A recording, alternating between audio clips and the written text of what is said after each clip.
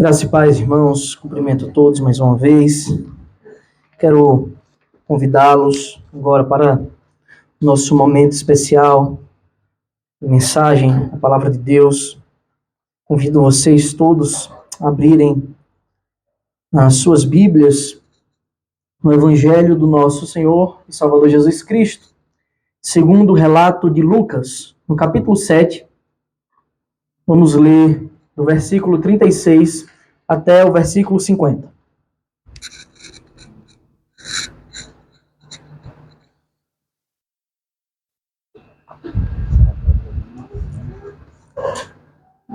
Lucas, capítulo 7, do versículo 36 até o versículo 50.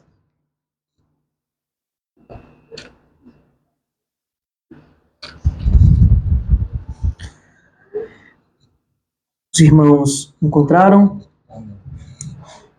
Leiamos a palavra do Senhor com atenção. Vamos nos manter atentos. Eu peço que você não se distraia com nenhuma outra coisa, nem com o celular, nem com nenhuma outra coisa que possa tentar lhe distrair agora. Mantenha sua Bíblia aberta e vamos mergulhar na palavra do nosso Deus, que diz: um dos fariseus convidou Jesus para que fosse jantar com ele. Jesus, entrando na casa do fariseu, tomou lugar à mesa. E eis que uma mulher da cidade, pecadora, sabendo que ele estava jantando na casa do fariseu, foi até lá com um frasco feito de alabastro, cheio de perfume. E estando por detrás aos pés de Jesus, chorando, molhava-os com suas lágrimas e enxugava-o com seus próprios cabelos. Ela beijava os pés de Jesus e os ungia com perfume.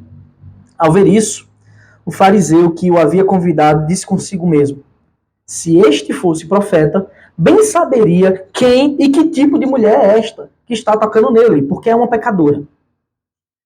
Jesus se dirigiu ao fariseu e lhe disse: Simão, tenho uma coisa para lhe dizer.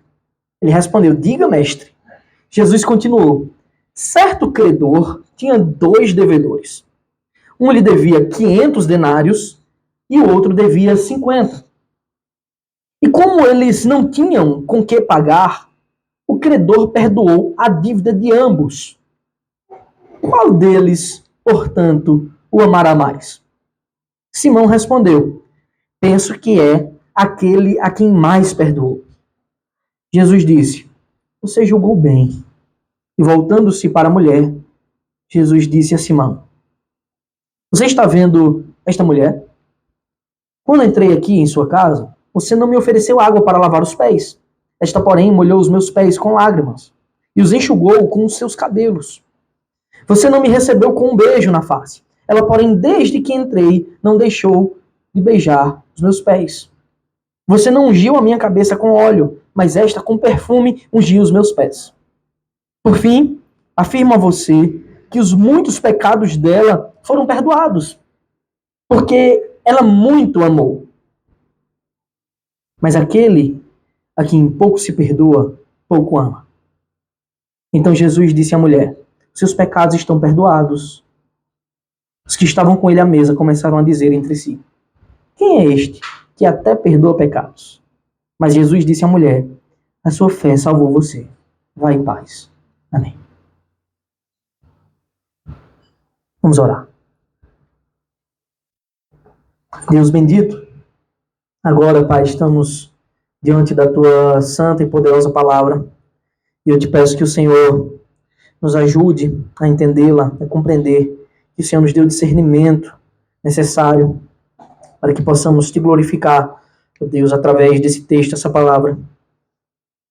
Que possamos sair daqui edificados, ó Deus, pelo Teu ensino. Eu te peço que eu seja usado apenas como um mero instrumento em Tuas mãos para falar as riquezas do Teu precioso reino.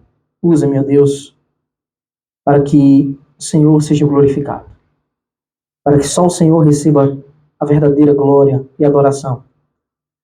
De modo que o Teu povo possa Te servir e com suas ações, com alegria no coração, prestar-Te o verdadeiro culto, o verdadeiro louvor e viver em verdadeira santidade. Em nome do teu Filho amado, eu te peço que o Senhor nos ajude. Eu confiado na tua misericórdia e no teu amor que nós oramos. Em nome de Jesus. Amém. Meus amados irmãos, uma verdade que nós podemos ver é que nós somos seres emocionais. Isso é uma grande verdade. Deus nos criou assim, propositalmente. O ser humano é um ser emocional. As circunstâncias ao nosso redor, quando nós somos submetidos a diversas formas de ocasiões possíveis em nossas vidas, nos fazem sentir emoções diferentes. Nós fomos feitos assim. Isso faz parte da criação do homem. De modo que, quando acontece algo com a gente que a gente queria muito que acontecesse, algo que a gente esperava muito, desejou bastante, e finalmente acontece conosco, a gente demonstra isso com as nossas emoções, com a nossa alegria, com o nosso sorriso, o nosso corpo demonstra, a nossa boca fala, a nossa mente se enche de alegria. A gente foi criado assim por Deus, não foi à toa. O Senhor nos queria exatamente assim. A gente sabe que o pecado, ele mancha também as emoções. Ele deturpa as emoções. Mas ainda preservamos esse traço na humanidade. Você certamente vê essas coisas acontecerem nos menores aspectos do dia a dia até os maiores. Quem aqui nunca viu, isso porque faz parte da nossa cultura, alguém gritar de alegria e pular quando o seu time do coração faz um gol? Quem nunca viu isso aqui? Eu acredito que todos nós já vimos. A alegria transborda por uma coisa tão simples, tão pequena. Pessoas se emocionam quando recebem surpresas, aquela visita desejada, um presente. Passar então num vestibular que você estudou por muito tempo, ou num concurso. Essa é uma das maiores alegrias da vida acadêmica, de estudos de uma pessoa. A gente transborda de alegria. É muito bom poder desfrutar essas coisas. Porque nós somos seres emocionais. Deus nos criou assim. Tanto nas coisas tristes, quanto nas alegres. Agora, pense comigo. Se quando alguém estuda, se esforça tanto para passar no vestibular e passa, ele se acaba de alegria. E quando alguém treina bastante, faz um gol também. Agora imagine você não merecer absolutamente nada. Você não tem mérito nenhum, nada de bom. Pelo contrário, todos os motivos para não receber aquilo que você espera. Para ser reprovado em todas as circunstâncias. E ainda assim, ganhar o maior de todos os tesouros de graça. Tesouro que nenhum dinheiro pode comprar. Quanto mais você sendo essa pessoa reprovável. E você recebe de graça. Como não transbordar de alegria. Como não refletir a alegria. A gente reflete quando a gente merece nas coisas pequenas e a gente se esforça. E quando a gente não merece nada e ganha. Eu gosto muito da parábola, já tratei em outros momentos aqui, Mateus capítulo 13, versículo 44, é uma parábola bem pequena do Senhor Jesus, parábola sobre o reino dos céus. Jesus diz assim, o reino dos céus é semelhante a um tesouro escondido no campo, que o homem achou e escondeu, ou seja, não disse a ninguém. Ele estava andando, tropeçou nesse tesouro num campo deserto. Qual a consequência disso? Então, transbordante de alegria, vai, vende tudo que tem e compra aquele campo. É assim que é o reino dos céus. O Senhor nos conta essa parábola para que a gente imagine a riqueza grandiosa do reino de Deus, do reino dos céus, que é incomparável, mas que esse indivíduo não mereceu. Ele simplesmente achou. De graça, ele foi um agraciado. A coisa fica mais linda quando percebemos que ele não conquista esse tesouro. Ele acha, ele esbarra com esse tesouro. E a consequência é que ele fica transbordante de alegria. Não tem como ser diferente. Se você acha um tesouro que você agora passa a ser dono dele, ser proprietário, e você não mereceu, não tem outra coisa para descrever a sensação senão que uma alegria imensa. Algumas pessoas, vendo aquela situação, diriam assim: que sortudo! Esse é um homem de sorte. Talvez ele se olhasse no espelho e pensasse: eu sou um homem de muita sorte. E eu pergunto a você: você não olha-se assim?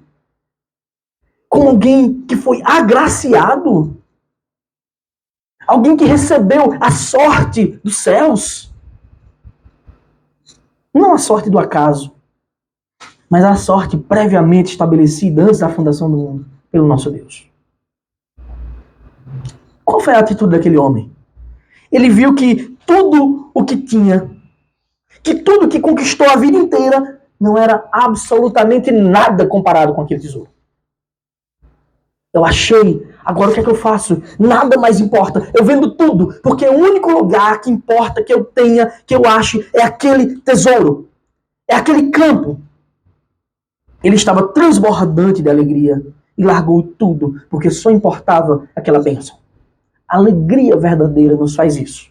Buscar a verdadeira bênção.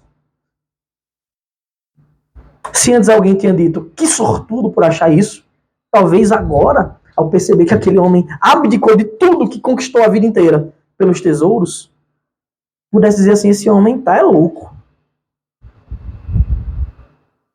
Ele tá louco. Como assim largar tudo?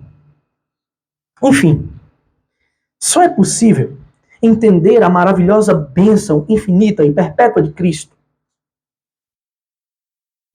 Só é possível entender a glória da graça de Deus em nossos corações se você experimentar. Quem não experimenta tem apenas sensações superficiais de como as pessoas agem. E quando nós experimentamos dessa salvação, dessa restauração perfeita em Cristo, só nos resta agir como aquele homem, transbordante de alegria, vende tudo, porque só importa aquele tesouro. Alegria transbordante e infinita. Na palavra de Deus, nós encontramos alguns casos de bênçãos grandiosas de Deus para homens, para pecadores. E com elas, nós encontramos também o louvor, ações de graças, a alegria que transborda dessas pessoas que foram abençoadas. Mas também encontramos os olhares julgadores, os olhares de quem nunca experimentou essa graça, de quem nunca experimentou essa alegria e acha tudo extremamente estranho, fora do eixo. Uma passagem muito conhecida da palavra de Deus, que algumas pessoas usam para ensinar coisas erradas, que ilustra essa alegria de ser alvo, de ser um instrumento de Deus para uma grande bênção, o alvo dessa grande bênção, está relatada no livro de 2 Samuel, o segundo livro de Samuel, quando Davi ele vai buscar a Arca da Aliança na casa de Obed-Edom. Essa arca passou 20 anos na casa de Abinadab, e agora a Davi tinha sido dado uma grande bênção de trazer a arca de volta para a cidade de Davi. A arca representava a presença de Deus e ele foi agraciado por isso. Eu convido você a abrir 2 Samuel, capítulo 6. Comecinho da escritura.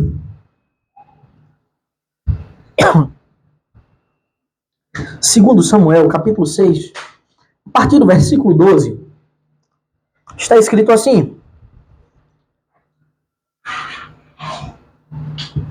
2 Samuel 6,12. Avisaram o rei Davi dizendo: o Senhor abençoou a casa de Obed-Edom e tudo que ele tem por causa da arca de Deus. Estava lá na casa dele. Então Davi foi e com alegria trouxe a arca de Deus da casa de Obed-Edom, a cidade de Davi. A arca que representava a presença de Deus tinha sido roubada pelos filisteus. Tempos antes, devolvida à casa de Abinadab, porque fez mal aos filisteus. Um povo ímpio, mau. E depois de muito tempo agora, tinha sido dada a Davi, não a Saul, mas a Davi, a graça de poder trazer a arca de volta. Quando os que levavam a arca do Senhor tinham dado 6 passos, Davi sacrificava um boi e um animal gordo em ato de louvor ao Senhor. Agora o versículo 14 diz assim: Davi dançava com todas as suas forças diante do Senhor. Ele estava cingido de uma estola sacerdotal de linho. Davi, ele transbordava de alegria pela bênção que tinha sido dada a ele. Ele dançava, o texto diz que com todas as suas forças. Assim Davi, com todo Israel, levou a arca do Senhor com júbilo e ao som de trombetas. Ou seja, era festa, alegria, júbilo, porque Deus estava abençoando o seu povo. Versículo 16 está escrito o seguinte: quando a arca do Senhor estava entrando na cidade de Davi, Mical, filha de Saul, olhou pela janela. Mical era esposa de Davi, uma das esposas de Davi. E ao ver o rei Davi, que ia saltando e dançando diante do Senhor, ela o desprezou em seu coração. Isso que o texto diz. A atitude dela foi desprezar Davi em seu coração. Ela não conseguia compreender o tamanho da bênção que tinha sido dada a Davi, o privilégio que fazia ele transbordar de alegria. A graça que o fazia dançar com todas as suas forças ao som dos cânticos da nação de Israel. Versículo 20, dá um saltozinho para o 20. Diz assim: quando Davi regressou para abençoar a sua casa, Mical, filha de Davi, saiu ao seu encontro, ele disse: que bela figura fez o rei de Israel no dia de hoje. Olha a visão dela. Olha como a mesma situação pode gerar visões totalmente distintas. Que bela figura fez o rei de Israel no dia de hoje, descobrindo-se diante das servas de seus servos, como se descobre um sem vergonha qualquer. Mas Davi disse a Mical: eu fiz isso diante do Senhor, que me escolheu em lugar de seu pai. O pai dela era Saul, o antigo rei de Israel, e de toda a casa dele, ordenando que eu fosse o príncipe sobre o povo do Senhor, sobre Israel. Foi diante do Senhor que eu me alegrei. E Davi se derramou diante de Deus em grande alegria. E me farei ainda mais desprezível. Olha o que ele diz. Esse é o rei de Israel. Me farei ainda mais desprezível e me humilharei aos meus próprios olhos. Afinal, importa apenas que ele cresça, que Deus seja louvado. Quanto às servas de quem você falou, serei honrado por elas. Então temos aqui a alegria transbordante de Davi. Por quê? Porque lhe foi dada uma grande bênção de trazer a arca de volta, que representava a presença de Deus no meio do povo. Essa é a expressão de louvor de Davi. Ele transbordou de alegria. É assim que nós agimos, meus irmãos. É assim que deve agir quem recebe uma grande graça do Senhor. Ele havia sido alvo de uma bênção infinita, um privilégio, por isso ele dançou com todas as suas forças. Bem, jamais vamos usar isso para defender o indefensável. Davi não dançou no momento litúrgico, Davi não dançou dentro do culto, Davi não dançou dentro do templo. Essas coisas não são permitidas por Deus. Mas dançar como um ato de louvor, gritar ao Senhor, louvar, certamente são atos que o Senhor recebe como adoração verdadeira. A gente só não precisa confundir as coisas. Uma coisa é o culto, outra coisa é a nossa vida de alegria. Mas essa cena, ela não apresenta só a alegria sincera de Davi. Ela não apresenta apenas a expressão de louvor transbordante de Davi. A sua esposa despreza ele por aquilo que ele tinha como uma grande bênção da parte de Deus. E às vezes, os olhares de reprovação das nossas alegrias com o Senhor, que muitas vezes significa abdicar de nossas posições, já que Davi estava se humilhando diante de Deus. A nossa alegria às vezes significa abdicar, mas os olhares de reprovação vêm, e boa parte das vezes, de quem a gente menos espera.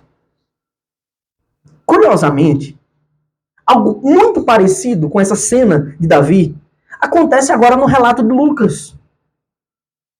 Essa passagem que Jesus é convidado para jantar na casa de um fariseu, que é chamado de Simão, apresenta uma cena bem interessante, muito parecida com o contexto de Davi. Então, em primeiro lugar, eu quero tratar com os irmãos o Deus que recebe adoração de pecadores. Esse texto nos revela que o nosso Deus recebe a adoração, o louvor, o cântico, as lágrimas de pessoas pecadoras. Como nós, como eu e como você. Quão perfeitos são os caminhos do Senhor, né, meu irmão? Porque na sessão anterior, é muito interessante, porque na sessão anterior, que a gente pregou aqui na semana passada, Jesus expõe uma denúncia muito infantil dos escribas e dos fariseus. Eles se revoltavam, primeiro contra João Batista, que vivia uma vida de ascetismo. E dizia, ele tem demônio, porque vive no deserto, come mel silvestre, gafanhoto. Aí Jesus diz, mas veio o filho, comendo, bebendo, e eles reclamam, dizendo, você come com publicanos, com pecadores. Então, na sessão anterior, Jesus faz essa denúncia muito infantil que aqueles homens faziam contra o ministério de Cristo, contra a pessoa de Cristo. Só que agora, na sessão imediatamente posterior, o que acontece é que aqueles homens que denunciavam Jesus por comer com publicanos e pecadores, um deles, Simão, um fariseu, convida Jesus para jantar em sua casa, mostrando que Jesus não comia só com publicanos e pecadores, mas também com os fariseus. Ele estava acessível a todos os homens que de fato buscassem. Agora, o motivo desse convite, o texto não relata. Não está claro. Não está claro qual foi a curiosidade de Simão para convidar Jesus. Mas olhando para o todo dos evangelhos, olhando para a forma como os fariseus tratavam Jesus e seus discípulos, me parece muito que o motivo desse convite era pura curiosidade. Era como se, na mente dele, ele pensasse assim, vamos ver qual é desse Jesus. Eu vou chamar para ver qual é a dele. O que é que ele quer? Quais são as falas? O que é que ele defende? Eu vou chamar ele para comer aqui em casa. Então Lucas escreve assim, e eu peço que você esteja com sua Bíblia aberta, no texto da nossa manhã, Lucas 7, 36. Um dos fariseus convidou Jesus para que fosse jantar com ele. Jesus, entrando na casa do fariseu, tomou lugar à mesa. Ou seja, temos aqui que Jesus aceita prontamente o convite, ele não rejeita o convite desse fariseu, e ele toma lugar à mesa. Ele se senta à mesa. 37. E eis que uma mulher da cidade, pecadora, sabendo que ele estava jantando na casa do fariseu, foi até lá com um frasco feito de alabastro, cheio de perfume. É interessante que agora aparece a figura dessa mulher. Temos essas duas figuras, além de Cristo. Mulher pecadora, não é dito o nome dela, não é dito absolutamente nada sobre ela, a não ser que ela era uma pecadora da cidade. Essa é a identificação dela, uma pecadora da cidade. E o outro lado era Simão, o fariseu. Um homem tido como respeitoso na cidade e uma mulher como uma pecadora, vergonhosa. Qual o pecado dela? A gente não sabe. O texto não nos informa. Há quem diga que era pecados de ordem sexual. Isso não tem como explicar isso. Se ela era uma prostituta, se ela tinha uma vida de devassidão. O texto não fala isso. Na verdade, é interessante que a gente perceba que o texto não fala isso, porque como todos nós somos pecadores, todos nós podemos nos identificar como ela. E devemos ter a mesma atitude dela, ao encontrar a fonte perfeita de perdão. O fato é que ela soube que Jesus estaria na casa desse Simão. Jesus estaria jantando ali. E ela não mediu esforços para ir até lá. Ela foi convidada? Não. Ela era um penetra. Não importa. O mestre estava lá. E ela tinha que vê-lo. Ela necessitava ver o mestre. E é dito que ela levou consigo um vaso de alabastro com perfume dentro. Numa espécie de recipiente, talvez feito de uma coisa parecida com gesso, onde se botava perfumes dentro. Não era uma coisa barata. Não era uma coisa acessível a todo mundo.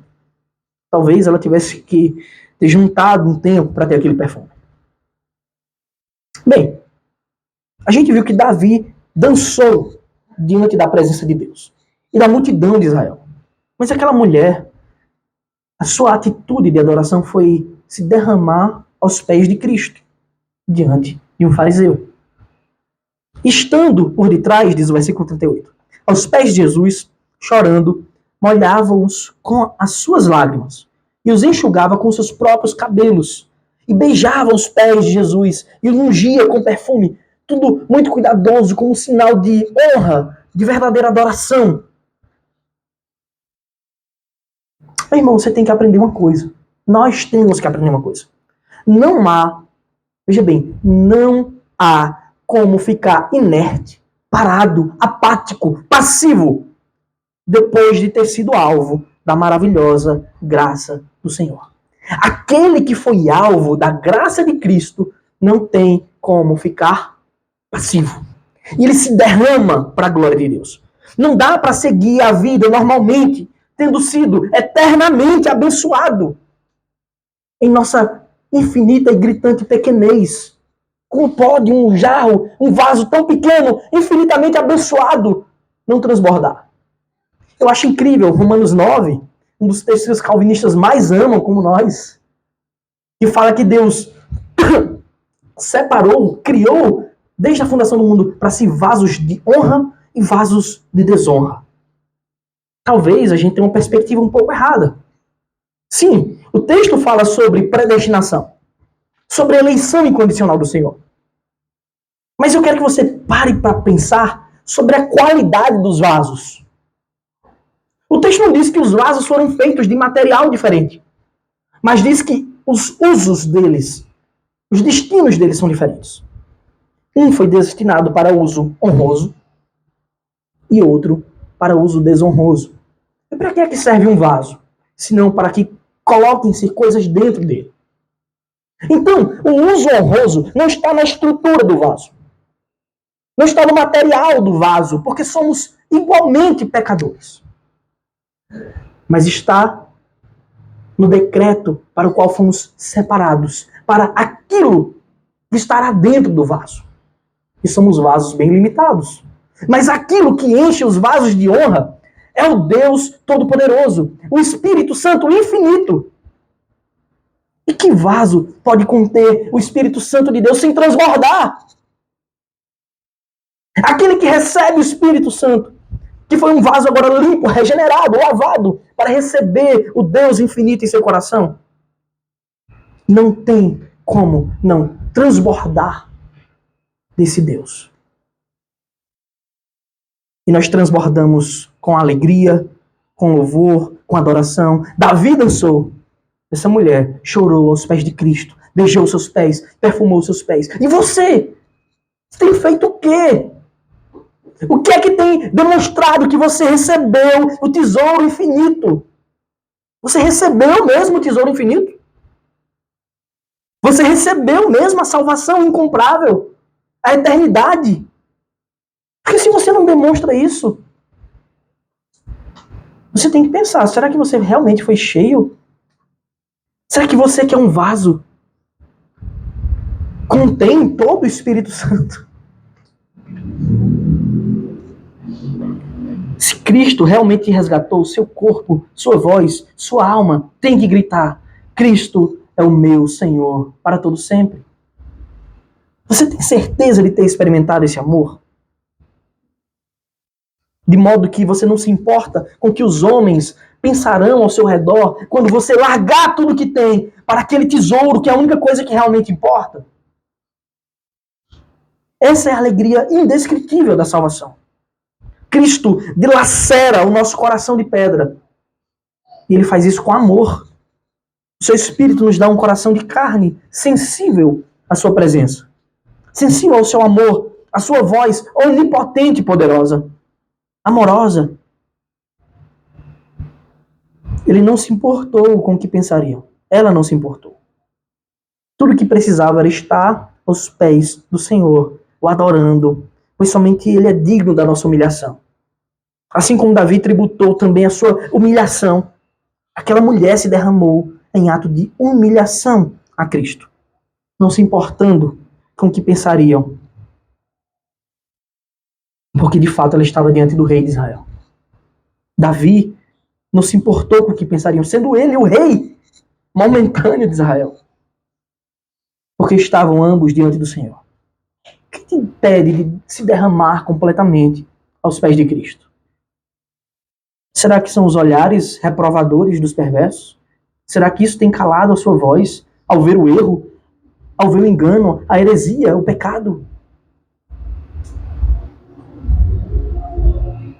Os olhares reprovadores existem. Elas estão nessa cena também.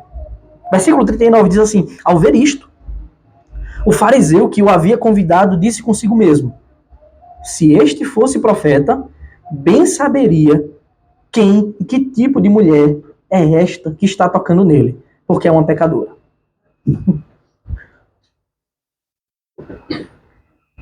É interessante, né? Como os pecadores, eles imaginam coisas vãs consigo mesmo.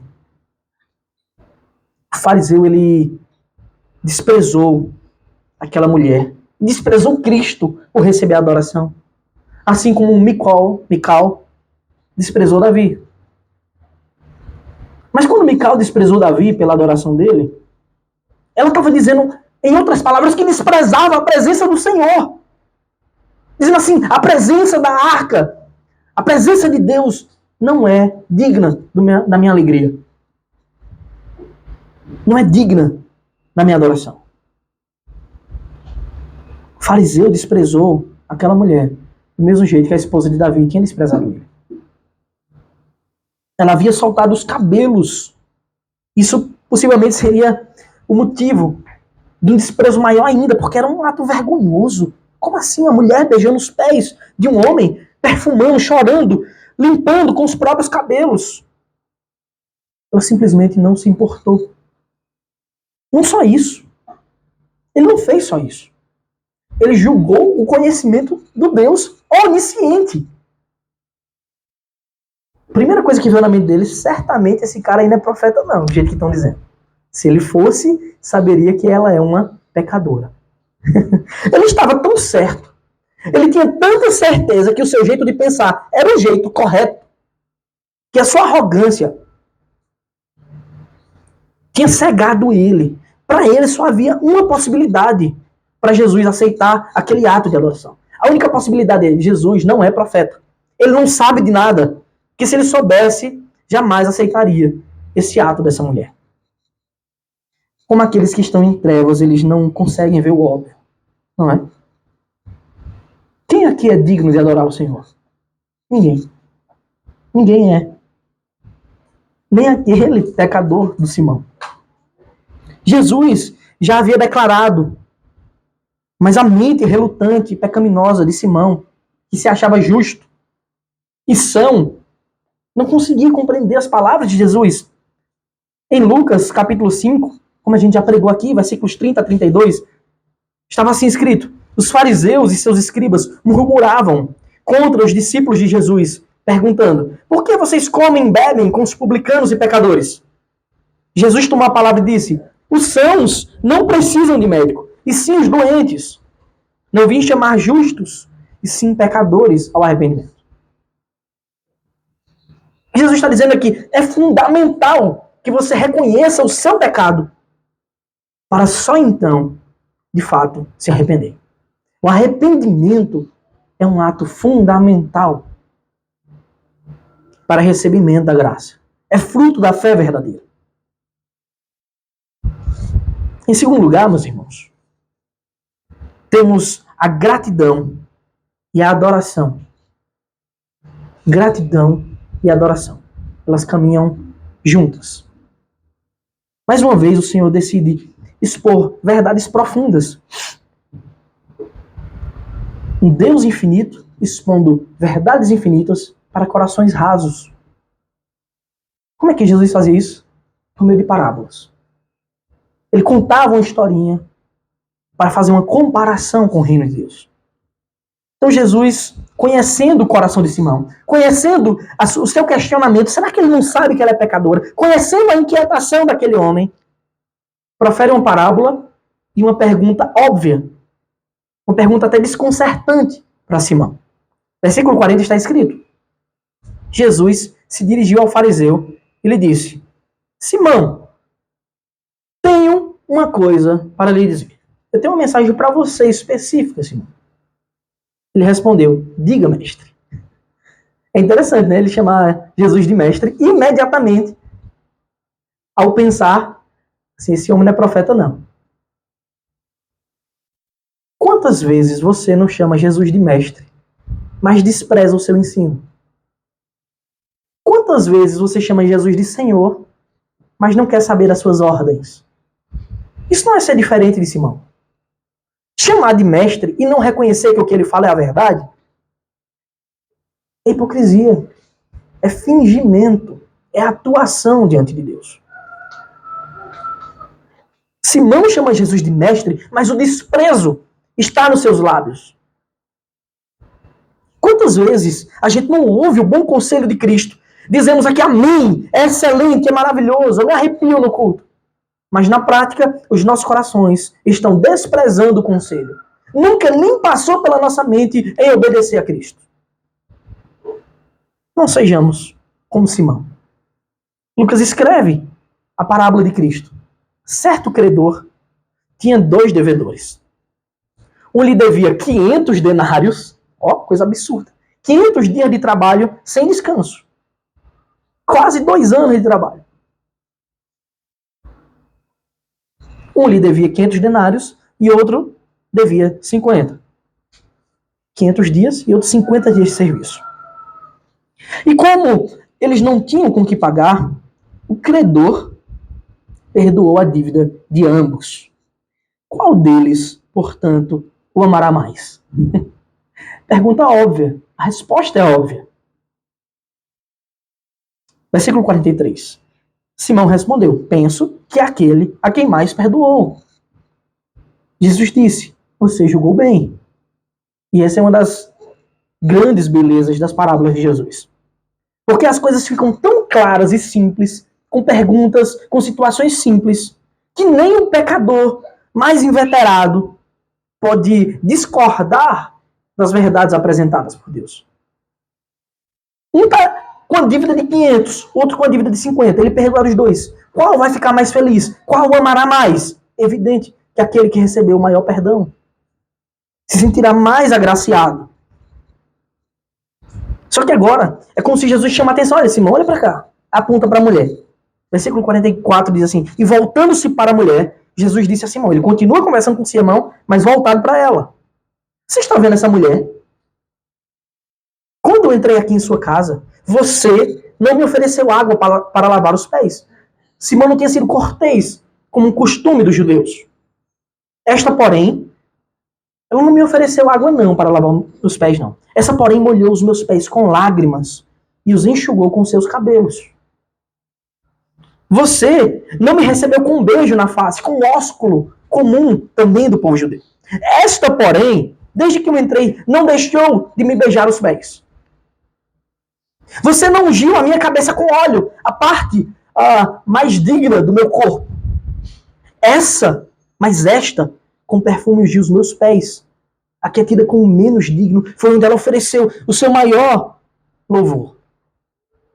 O seu prêmio valioso. O fruto do seu salário, do seu trabalho.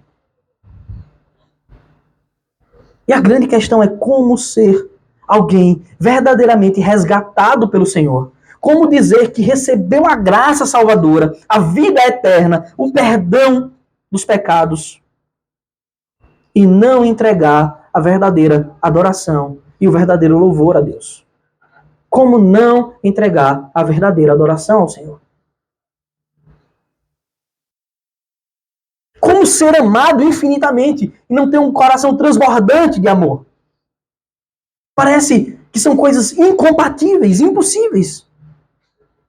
Aquele que se mantém inerte, aquele que se mantém parado, que vive como se não tivesse mudado nada em sua vida, quando está diante da glória, do amor infinito de Cristo. É muito simples. Esse não experimentou o amor de Deus.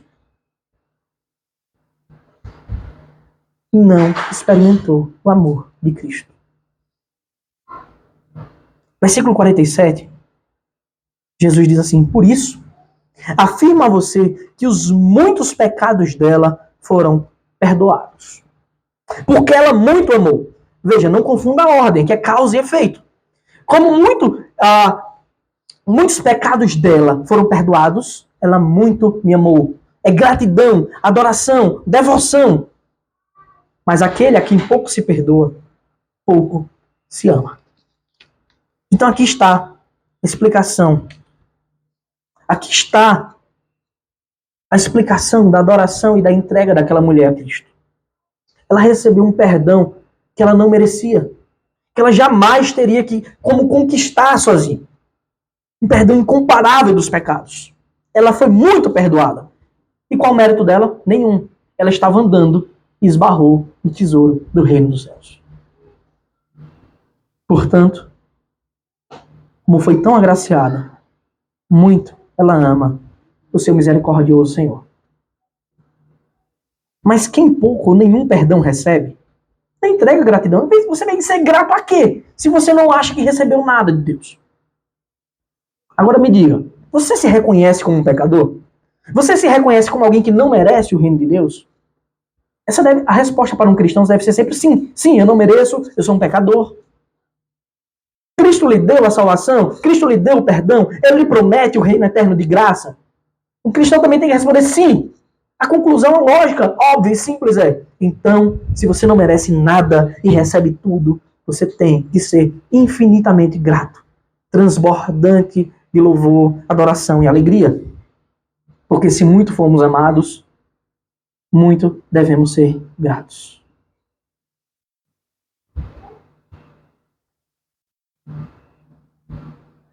Não tem como a gente não achar estranho a pessoa que diz ser muito amada por Cristo, mas pouco grata. Ou não grata. Aquele fariseu não era grato a Cristo. Sabe por quê? É simples, porque ele achava que era justo. Porque ele achava que ele era são, que ele não precisava do médico. Jesus não está dizendo que aquele homem teve apenas uma parte dos pecados perdoados. Né? Pouco se ama, pouco se perdoa. Ele não está dizendo isso. Senão não faz nem sentido. Né? Ele está explicando que a falta de adoração daquele fariseu aconteceu, a falta de devoção, de respeito, de louvor, de gratidão ao Senhor, aconteceu porque ele se via como justo. Ele não se via como necessitado. Ele se via como alguém rico, já em si mesmo. Mas a verdade é que são os pobres em espírito que recebem o reino de Deus. Então como ele será perdoado se não reconhecer os seus pecados? E se ele não for perdoado, como será grato ao Senhor? E eu pergunto a você, como está o seu coração quando vem diante do Senhor cultuar ao Deus eterno? Você vem pensando assim, eu não preciso de nada, vou cumprir uma agenda ali, vou ouvir umas músicas legais. Você pensa, eu devo tudo ao Senhor. Minha dívida é infinita para com o Senhor. Eu amo eternamente, porque Ele muito me amou. Como você vem diante de Deus? A gente deve ter um coração humilde. Só assim a gente vai reconhecer a virtude eterna que Deus nos dá. Salomão escreve em Provérbios 16, 18, que antes da ruína vem a soberba, e o espírito orgulhoso precede a queda. Aquele homem era extremamente orgulhoso. Por outro lado, aquela mulher era humilde. Ela reconhecia o seu pecado. Não nos deixemos ser enganados pela arrogância. Não nos deixemos jamais pensar que em nós está a solução. Lembre-se do que Jesus ensina. Deus resiste aos soberbos, mas dá graça aos humildes. E a prova disso fica clara na vida dessa mulher. Em terceiro lugar, temos aqui o perfeito consolo para aqueles que choram. Ele é o mesmo que enxuga as nossas lágrimas. Ele é aquele que consola os que choram arrependidos. O choro arrependido de lamento pelo pecado. Esses versículos finais, eles retratam a perfeita bondade de nosso Senhor e o tamanho infinito de sua misericórdia. A lógica do que Jesus diz nessa palavra deixa claro que aquela mulher não foi perdoada porque o adorou. Foi o contrário. Ela o adorou porque ela foi perdoada. Muito ela foi perdoada, portanto, muito ela lhe amou. O perdão vem antes do louvor. O louvor, a adoração, são consequências de um perdão infinito. Então Jesus disse à mulher: aqui são as palavras mais lindas que você pode ouvir. Aqui são as maiores palavras de consolo que um pecador pode escutar enquanto viver. Ela ouviu do Mestre, nós ouvimos do Espírito Santo quando somos chamados. Então, Jesus disse à mulher, versículo 48, os seus pecados estão perdoados.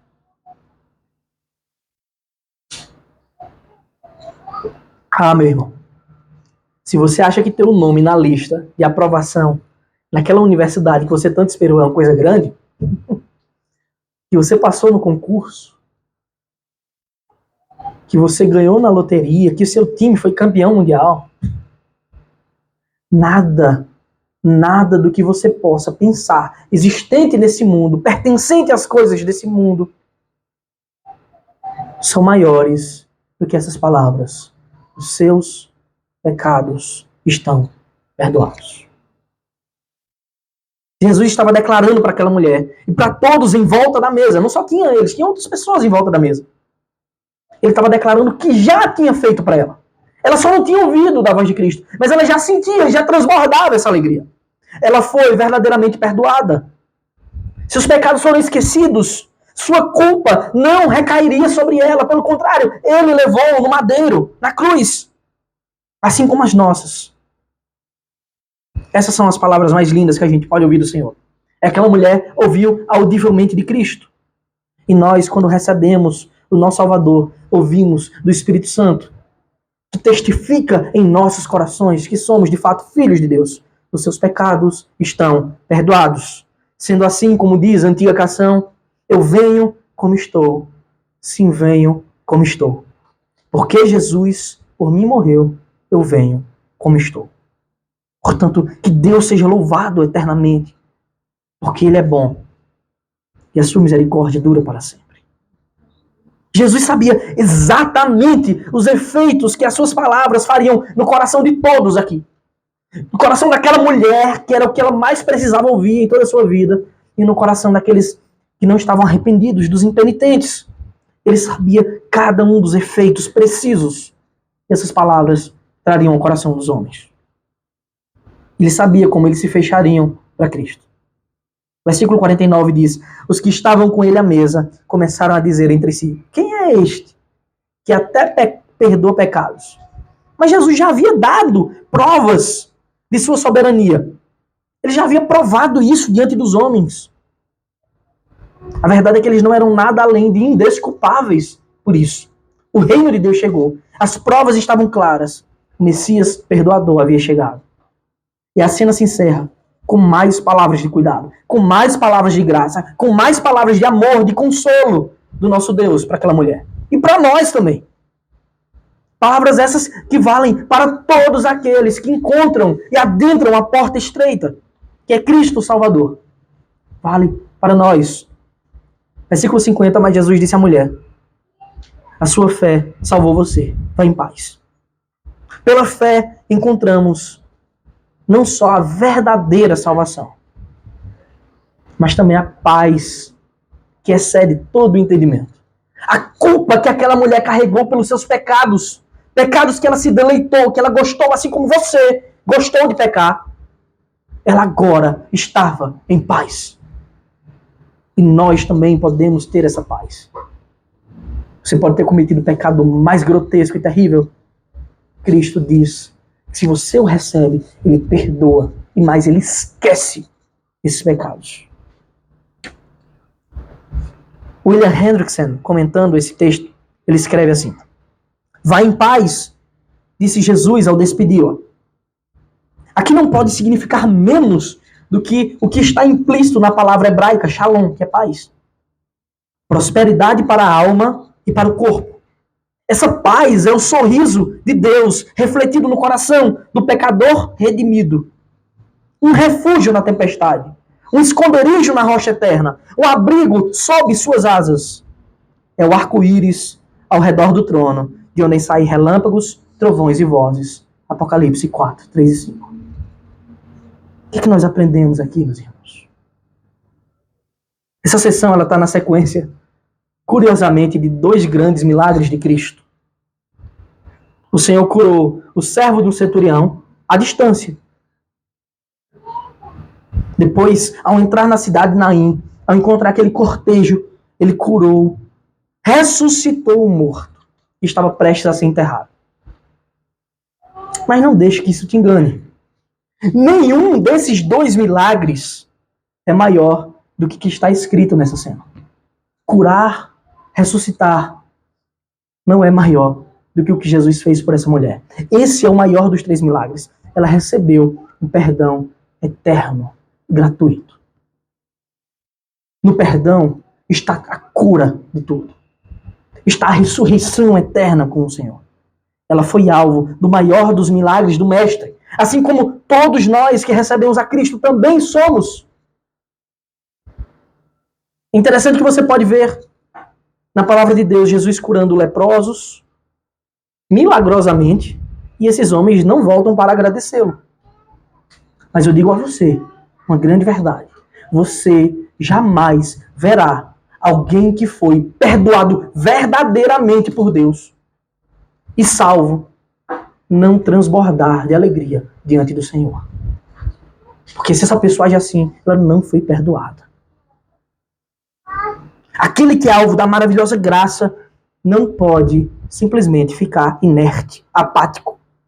Não pode não se curvar diante do soberano dos reis da terra.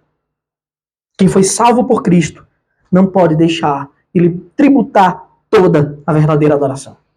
Portanto, abra sua boca, abra o seu coração, expresse a verdadeira gratidão ao Senhor. E se você já foi resgatado por Cristo, se você já foi perdoado dos seus pecados, eu só posso te dizer uma coisa: vá em paz, que a tua fé te salvou. Amém. Vamos louvar o Senhor, nos colocar de pé, meus irmãos.